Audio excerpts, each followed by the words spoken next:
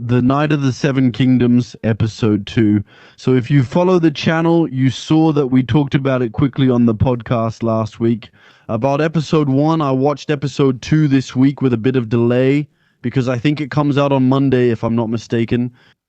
I just watched it yesterday, which was Thursday, so this review is a bit late. There isn't much demand for reviews on this series, but I'm still happy to discuss it. Since it's the Game of Thrones universe, and we've reviewed all of Game of Thrones, we're continuing the tradition. It's important with this new spin-off, especially since it has the particularity of having a very different tone from the usual Game of Thrones series. The very epic, serious, intrigue, political side. Here we're dealing with something fairly light for now, with humor and somewhat more modest characters. Let's say they're not great kings or great princes, except for one, obviously me. I'm the one spoiling, so I'm the one who spoils, right? There you go. So we're following Duncan the Tall, who would apparently be an ancestor of Brienne of Tarth. I think it's Brienne of Tarth she's called in Game of Thrones. I think that's right. Anyway, it doesn't really matter whose ancestor he is, and so he became a knight after the death of his master. And he wants to take part in jousting tournaments, that's it. And then on the road, he meets Little Egg. They're squires planning to have adventures together. For now, they're mostly just trying to sneak into a tournament. Opening of the first scene of episode 2, I was like, I did it. What am I watching? There's an old guy all bandaged up with a dick as big as my arm, I swear. He can't even get up. He just starts peeing. So why are you doing this? That's what's weird about this show, actually. There's some subtle humor, but at the same time, there's pee, poop, and dick jokes. Totally dumb. In episode 1, it seemed like the Game of Thrones opening would play, but it didn't.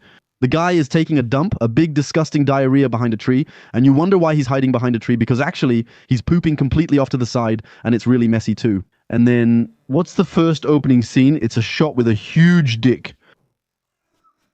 Who's peeing like that, saying they're a little sick, then goes back to bed? That's the story. Why? Well, Why? I don't know why they did that. It's just crazy.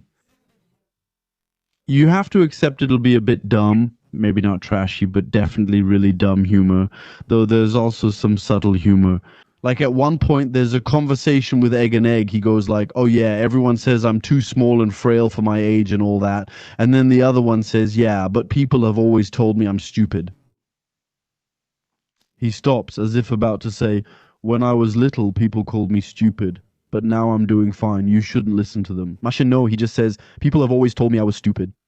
The kid says, well, yeah. And then he asks, and then what? Well, do you want to help me or not? Well, no, I don't care about your stories. That's more subtle. You see, he's actually dumb. You wouldn't think he's dumb. He's not a character, how should I put it? He's kind of like a shonen hero, let's say, meaning the guy's a bit naive. He's not stupid, but he's a bit naive, a bit pure. For him, it's all about honor, you know. He's a bit of an idealist, I think, but I like that. There's a kind of humor to it. It's different having characters like that. Since in Game of Thrones, everyone always has ulterior motives and is scheming. I'm going to calculate this guy. I'm going to stab that one in the back to get ahead of him. No, he's just there like, no, I'm just going to take part in the tournament. Do you remember my master or not? Yeah, well, you can okay me. He does dumb things, and it works. So, for now, you can tell that the show still... we're not starting with a huge budget like the previous two series, meaning Game of Thrones and House of the Dragon. Because for now, it's pretty much localized to one place. It almost feels like a closed setting. Everything happens in the same place all the time. It's between his lousy camp and the Salterbank's tent, with the tall girl he's trying to impress. So I didn't notice that she was tall. Maybe it was something in real life, because I didn't realize she was tall. Did anyone notice the girl was tall at first?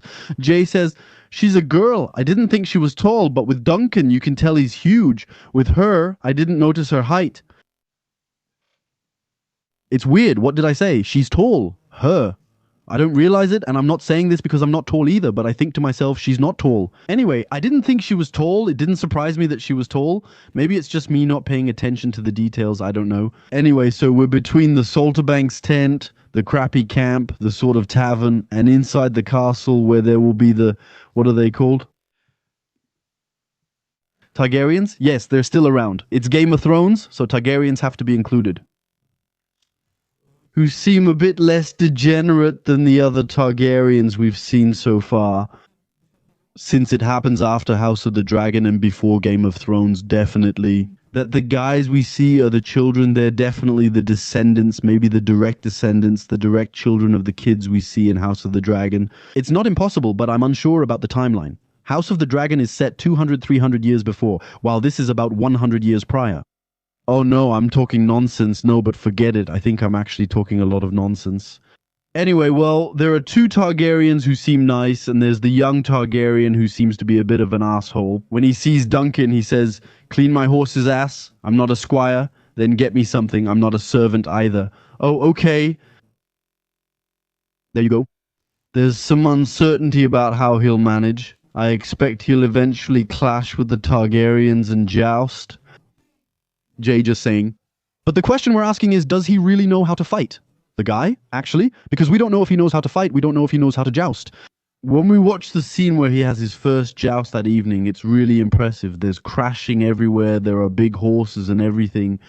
And the guy looks like he's freaking out, like, is this what a joust is? He looks like he's discovering it for the first time, it's weird. Now, I'm not saying that's the case, maybe he's not discovering it, but he looks like he is, and he's really under pressure. Big time. You see what I mean? I'm really curious to see how he's going to handle it.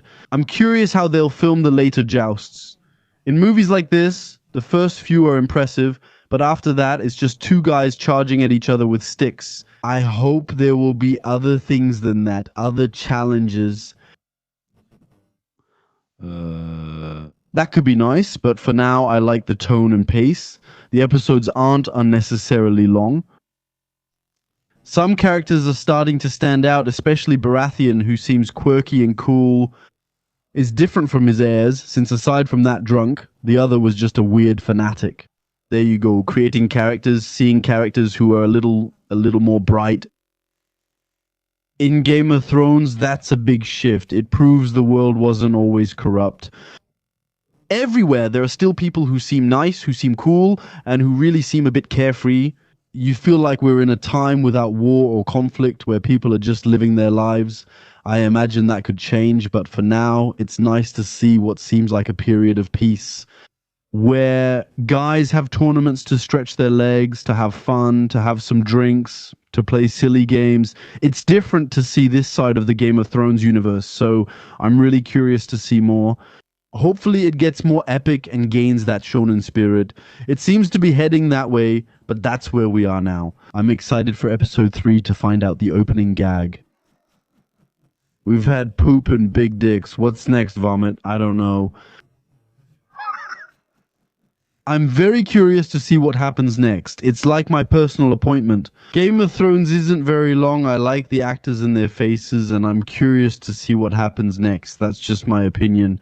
I'll let you tell me what you thought about it in the comments. As usual, yes.